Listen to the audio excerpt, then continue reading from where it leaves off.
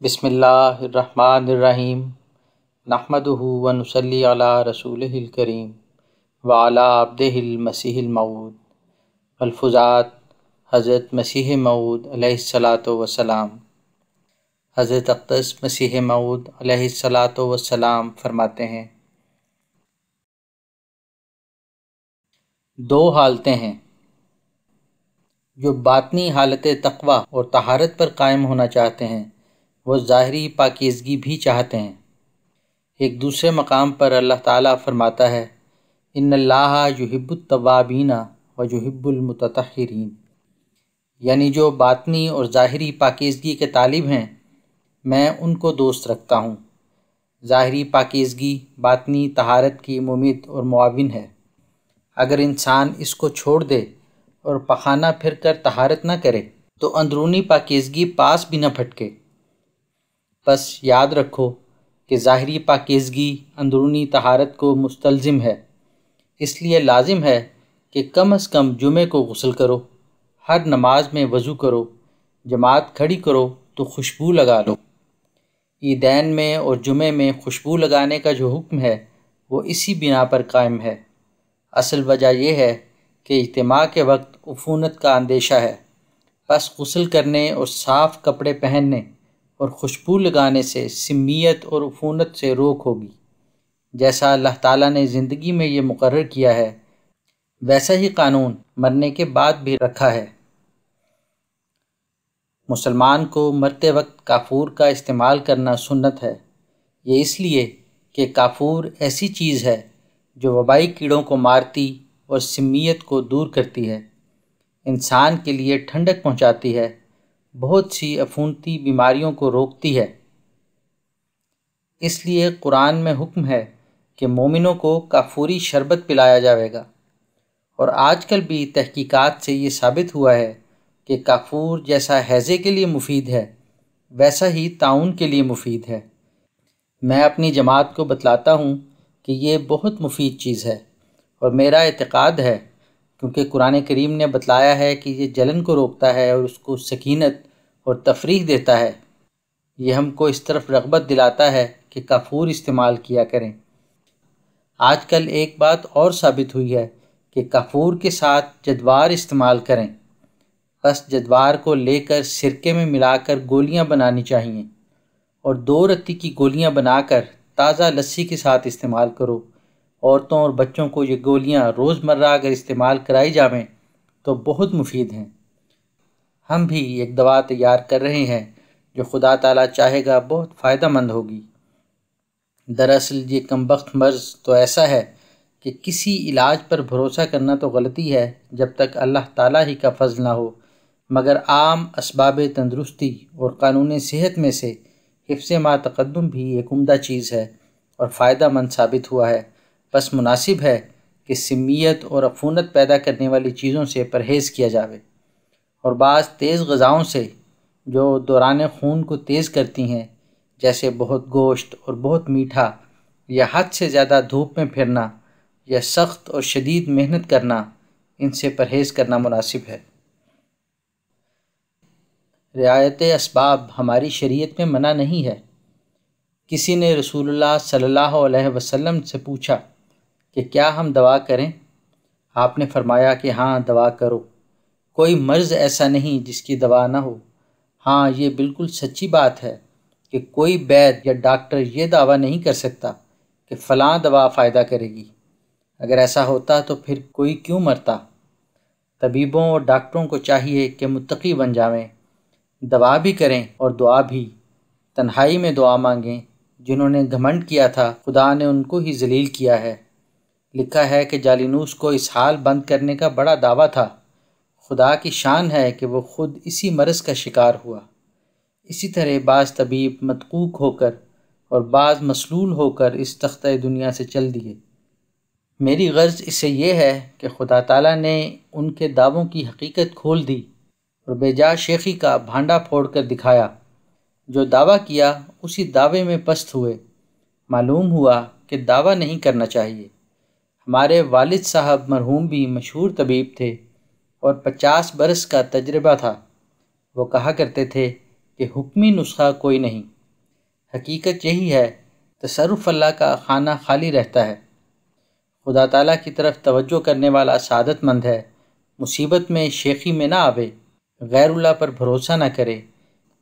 یک دفعہ ہی خفیف عوارض شدید ہونے لگتے ہیں، کبھی قلب کا علاج کرتے کرتے دماغ پر آفت آ جاتی ہے، کبھی سردی کے پہلو پر علاج کرتے کرتے گرمی کا زور چڑھ جاتا ہے۔ کون اس کو طے کر سکتا ہے؟ خدا پر بھروسہ کرنا چاہیے۔ ان حشرات الارض اور سمیات کو کوئی کب گن سکتا ہے؟ بیماریوں کو بھی نہیں گن سکتے۔ لکھا ہے کہ آنکھ ہی کی 3000 بیماریاں ہیں۔ بعض بیماریاں ایسی ہوتی ہیں کہ وہ ایسے طور پر غلبہ کرتی ہیں کہ ڈاکٹر نسخہ نہیں لکھ چکتا جو بیمار کا خاتمہ ہو جاتا ہے۔ بس اللہ تعالیٰ ہی کی پناہ میں آنا چاہیے۔ آج کل دیکھا جاتا ہے کہ لوگوں کو خدا سے سخت غفلت اور استغنا ہے۔ قبریں کھودی جا رہی ہیں، فرشتے ہلاکت کے مواد تیار کر رہے ہیں اور لوگ کاٹے جاتے ہیں، اس پر بھی نادان دھیان نہیں کرتے۔ وبا قادیان سے 35 کوس کے فاصلے پر ہے۔ وہ شدت حرارت کی وجہ سے کم ہوتی جاتی ہے، مگر کیا کوئی کہہ سکتا ہے کہ شدت حرارت میں کم ہو گئی تو آئندہ سال نہ آئے گی؟ مجھے چند مرتبہ بذریعہ الہام اور رویا سے معلوم ہوا ہے کہ وبا ملک میں پھیلے گی، اور میں اس کو پیشتر شائع کر چکا ہوں کہ سیاہ رنگ کے پودے لگائے جا رہے ہیں۔ لگانے والوں سے پوچھا تو انہوں نے طاعون کے درخت بتلائے۔ یہ بڑی خطرناک بات ہے۔ ایسا ہی میں یہ بھی بتلا چکا ہوں کہ وعید کی پیشگوئیاں توبہ اور استغفار سے ٹل سکتی ہیں، یہاں تک کہ دوزخ کا وعید بھی ٹل سکتا ہے۔ لوگ اس طرف رجوع کریں اور توجہ کریں تو اللہ تعالیٰ اس ملک اور خطے کو چاہے گا تو محفوظ رکھ لے گا۔ وہ جو چاہتا ہے کرتا ہے، مگر فرماتا ہے قُلْ مَا يَعْبَأُ بِكُمْ رَبِّي لَوْلَا دُعَاؤُكُمْ۔ ان لوگوں کو کہہ دے کہ اگر تم میری بندگی نہ کرو تو پرواہ کیا ہے؟ لوگ کہتے ہیں گلی گلی میں حکیم ہیں، ڈاکٹر موجود ہیں، شفا خانے کھلے ہیں، وہ فوراً علاج کر کے اچھے ہو جائیں گے، مگر ان کو معلوم نہیں کہ خود بمبئی اور کراچی میں بڑے بڑے ڈاکٹر کتنے مبتلا ہو کر چل بسے ہیں۔ جو اس خدمت پر مامور ہو کر گئے تھے خود ہی شکار ہو گئے۔ یہ خدا تعالیٰ اپنے تصرفات کا مشاہدہ کراتا ہے کہ محض ڈاکٹروں پر علاج یا بھروسہ کرنا دانش مندی نہیں۔ خدا چاہتا ہے کہ دوسرے عالم پر بھی ایمان پیدا ہو۔ اب لوگ زور لگا کر دکھاویں، جس طرح انسان ایک بالشت بھر زمین کے لیے مرتا ہے، سازشیں کرتا اور مقدمات کی زیرباریاں اٹھاتا ہے، کیا وہ خدا تعالیٰ کے کسی حکم کی تعمیل نہ کرنے پر بھی ویسا ہی قلق اور کرب اپنے اندر پاتا ہے؟ ہرگز نہیں۔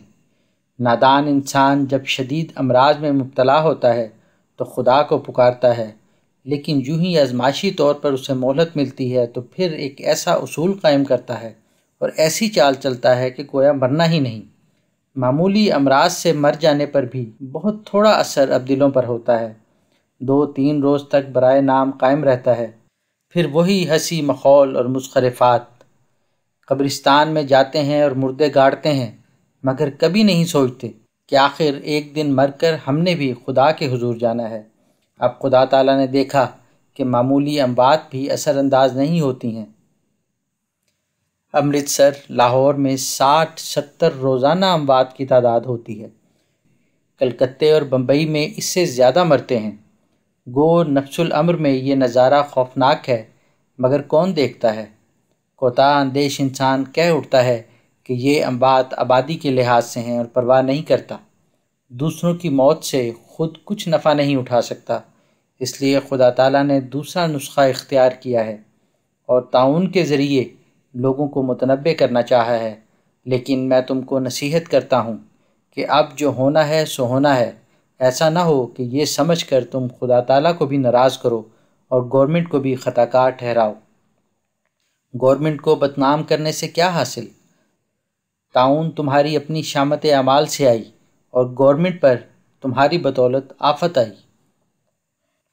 گورنمنٹ کو اگر تمہارے ساتھ سچی ہمدردی نہیں تو تم خود ہی بتلاؤ کہ اس قدر روپیہ وہ کیوں خرچ کرتی ہے؟ شفا خانے اور ڈاکٹر کیوں مقرر کیے جاتے ہیں؟ ہزاروں پولیس کے آدمی انتظام کے لیے کیوں مقرر کیے؟ کیا اسے کچھ شوق ہے کہ اس قدر خرچ اٹھائے؟ نہیں، بلکہ ملک کی یہ حالت دیکھ کر وہ اندر ہی اندر مہربان ماں کی طرح بے چین ہو رہی ہے۔ گورنمنٹ میں رعایا ہی سے ہے۔ لوگوں کو شاید خبر نہیں، حدیث میں آیا ہے کہ قیامت میں لوگ طاعون سے مارے جاویں گے۔ منجموں کی باتیں گو قابل ذکر نہیں، مگر ہند اور یورپ کے منجم کہتے ہیں کہ نومبر 1899 میں ستارے جمع ہوں گے اور خوفناک وقت آئے گا۔ ہم کو اس کی تو پرواہ نہ تھی، مگر ہم کو تو یہ غم ہے کہ ہمارے الہام میں بھی آئندہ 2 جاڑوں کا سخت اندیشہ ہے، بشرطے کہ لوگ راہ راست اختیار نہ کریں اور خدا تعالیٰ کی طرف رجوع نہ کریں، بدکاریاں، زناکاریاں، چوریاں اور ہر ایک قسم کے مکر و فریب اور بدعمال چھوڑ کر ہر طرح کی بدعمالیوں سے اجتناب نہ کریں تو سخت خطرہ اور اندیشہ ہے۔ ایک سہمناک اور ترسناک نظارہ ہمارے سامنے ہے۔ اب بتلاؤ کہ ہم گورنمنٹ کو کیوں قصوروار ٹھہرائیں؟ بس میں نصیحت کرتا ہوں کہ ہماری جماعت کو مناسب نہیں ہے کہ وہ جاہلوں کی روش اختیار کریں اور احمقوں اور کوتاہ اندیشوں کی چال چلیں۔ میں تم کو یقین دلاتا ہوں کہ گورنمنٹ نے جس قدر ہدایات جاری کی ہیں وہ صحت کے لیے بہت مفید ہیں۔ ہماری تاریخ کی کتابوں میں مثل تبری وغیرہ کے، جو 1000 سال سے پہلے کی تصنیف ہے، لکھا ہے کہ حضرت عمر رضی اللہ عنہ کے عہد میں جب لشکر ملک کے شام میں تھا، وبا پڑی، اس وقت لشکر کو پہاڑ پر بھیجنا پڑا۔ تو یہ گورنمنٹ ہی کا مخترع کا نسخہ نہیں، بلکہ طریقے اہل اسلام بھی یوں ہی ثابت ہوتا ہے۔ جیسے انہوں نے نشیب کو چھوڑ کر پہاڑ کی بلندی کو اختیار کیا، اسی طرح اب بھی مرطوب اور نشیبی مکانات کو چھوڑ کر کھلے میدانوں میں مریضوں کو رکھا جاتا ہے۔ ابو علی سینا نے بھی اس امر پر زور دیا ہے کہ گھروں کی صفائی کی جاوے، کیونکہ جب تک سبب موجود ہے نتیجہ زائل نہیں ہو سکتا۔